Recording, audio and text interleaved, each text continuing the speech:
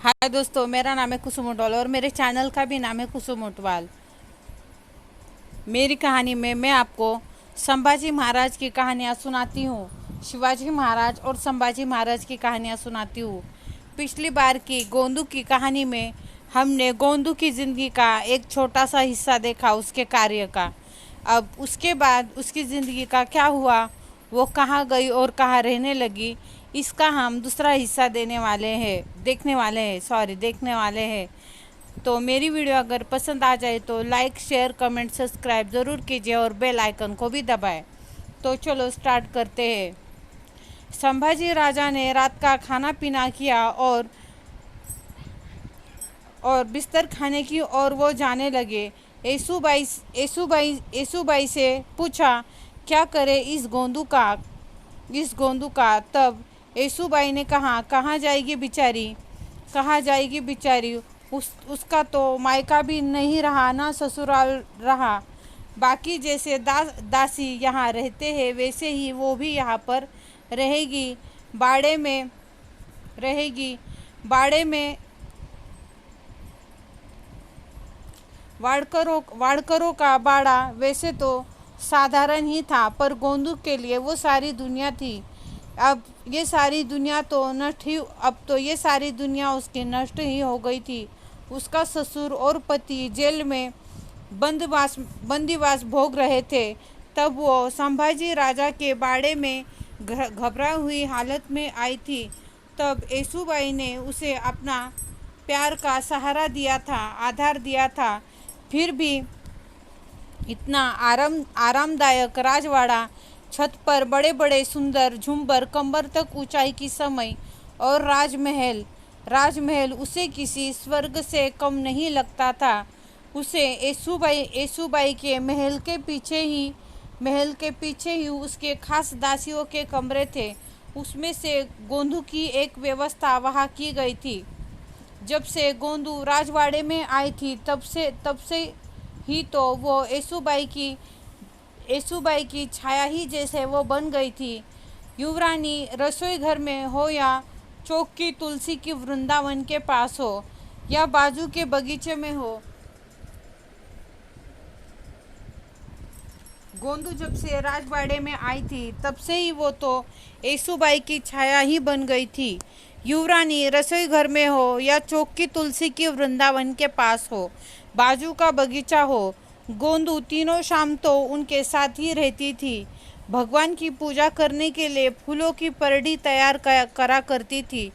चाहे चाहे दिए की जोत लगाना हो, जहाँ वहाँ युवरानी को गोंदू की ही ज़रूरत पड़ती रहती थी। गोंदू अखंड उत्साही थी। गोंदू हमेशा फूलों की तरह खिली रहती थी। येसुबाई की सौतन दुर्गाबाई को भी गोंदू की आदत बहुत अच्छी लगती थी। बाड़े में हर जगह पर वो घूमती रहती थी। गोंदू का घूमना फिरना ज़्यादा ही बढ़ गया था। ऐसा आज तक कई सालों से काम करने वाली दासी घर के उसी तरफ लगी रहती थी।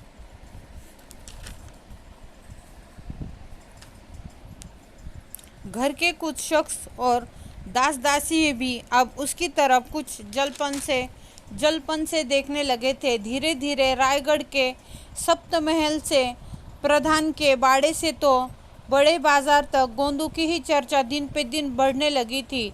गोंदू ये बड़ी हिम्मतीली कर्तव्य लगती है। वो गरीब, उसका पति और ससुर संभाजी राजा पर आरोप लगाने गए और कैद खाने में सड़ते हुए वहाँ पड़े हैं। गोंदू वहाँ युवराज के बाड़े में घुस गई। युवराज तो उसे देखते देखते ही उसकी खूबसूरती के सामने सब कुछ भूल गया और इतनी तैयारी से वो वहाँ गई उसने तो येसुबाई के दिल पर भी कब्जा कर लिया। ऐसे सब कैसे चलता है। एक बार रायप्पा अपना घोड़ा लेकर बाजार में गया। गोंदू और संभाजी राजा को लेकर लोगों के बीच होने वाली बातचीत रायप्पा को सुनने में आई। इसके पहले उसने कभी भी ऐसी बातचीत नहीं सुनी थी युवराज के बारे में। युवराज को अपनी जान से भी ज़्यादा प्यार करने वाले रायप्पा को ये बात सुनना बर्दाश्त नहीं हो रहा था। उसने वो सब कुछ सुनते ही वो तुरंत बाड़े में वापस आया और संभाजी राजा का प्यार का स्वभाव पर उतना ही गुस्सैल स्वभाव, गरम स्वभाव उसके पास के सभी लोगों को पता था। उसके दोस्त भी उससे बहुत डरते थे। इस वजह से रायप्पा ने डरते हुए पर हिम्मत कर कर उनके सामने, संभाजी महाराज के सामने गोंदू का विषय किया।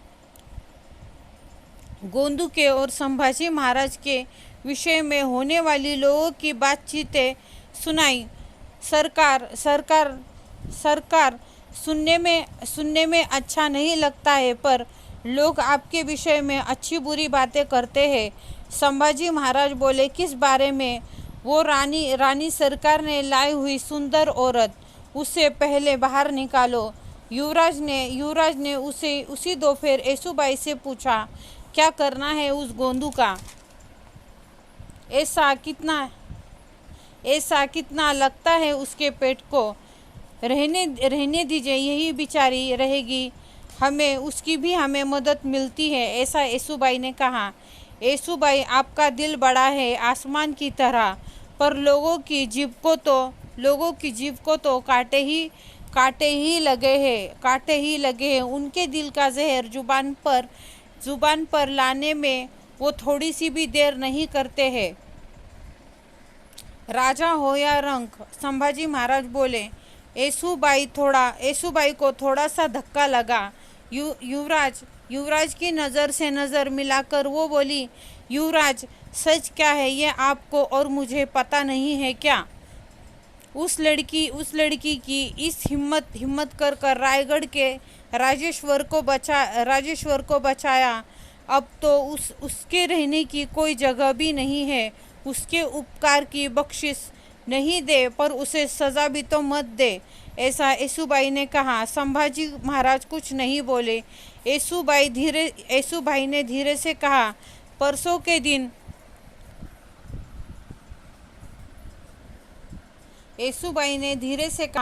के दिन मामा जी पूछताछ कर रहे थे। संभाजी बोले, किसके बारे में? गोंदू के बारे में। येसुबाई ने कहा, हाँ, मामा जी कह रहे थे उस लड़की का अच्छी तरीके से ख्याल रखो। साड़ी, ब्लाउज, कपड़ा लत्ता, उसे जो कोई भी चीज़ लगती है उसे दो।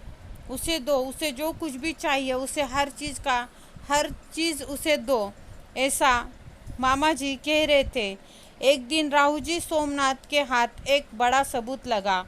वाडकर, त्र्यंबकराव, निवासराव, पिता पुत्रों ने बहादुरगढ़ की तरफ दूध भाई बहादुर खान इसको एक गुप्त संदेश भेजा था।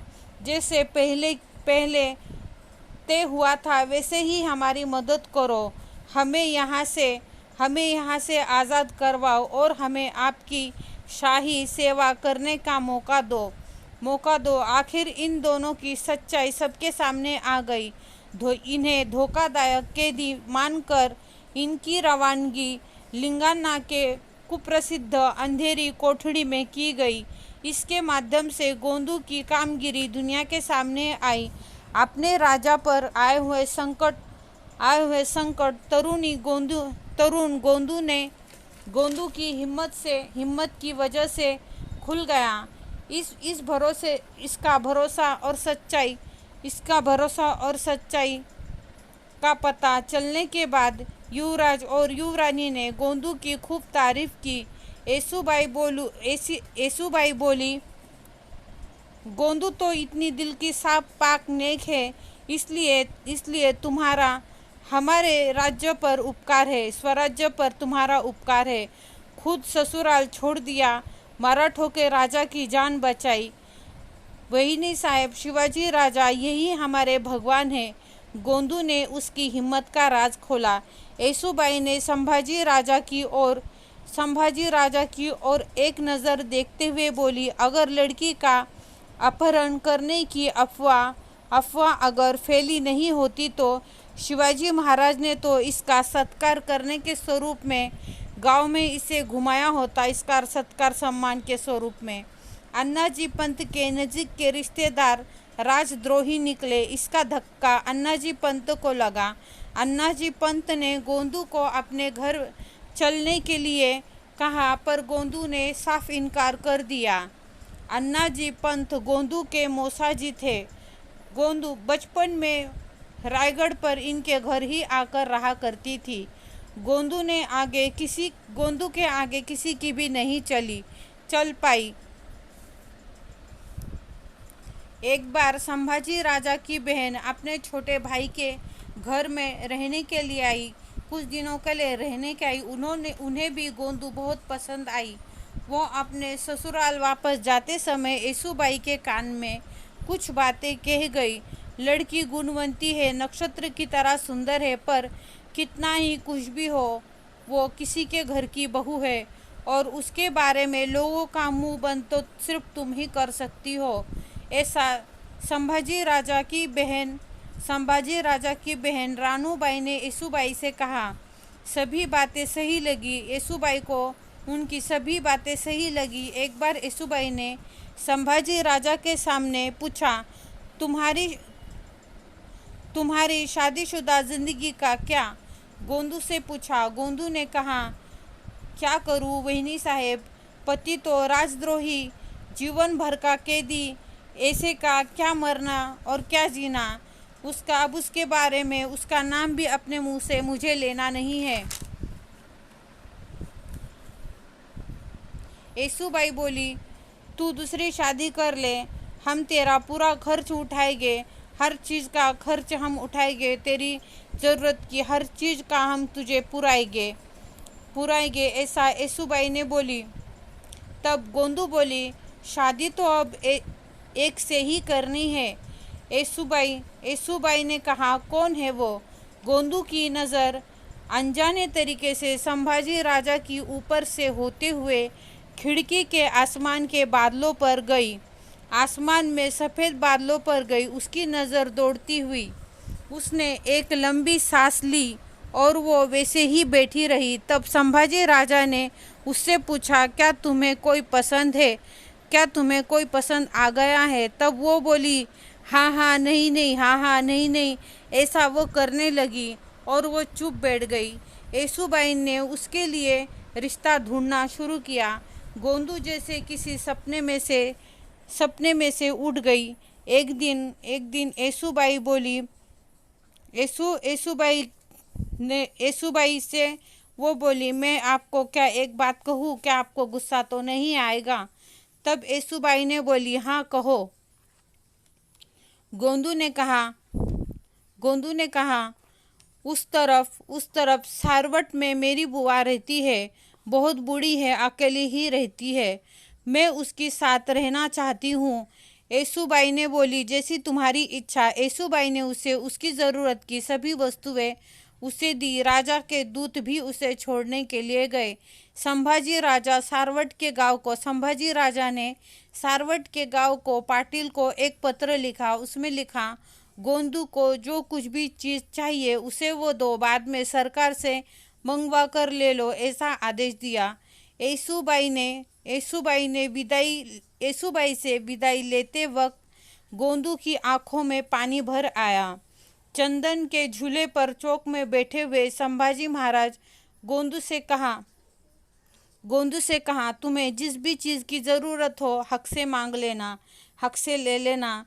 तब गोंदू ने गर्दन हिलाकर हाँ में जवाब दिया और बाड़े पे और संभाजी महाराज पर एक फिरती हुई नज़र फिराते हुए वो बाड़े के बाहर निकली। धन्यवाद। अगर मेरी स्टोरी पसंद आ जाए तो लाइक, शेयर, कमेंट, सब्सक्राइब ज़रूर कीजिए।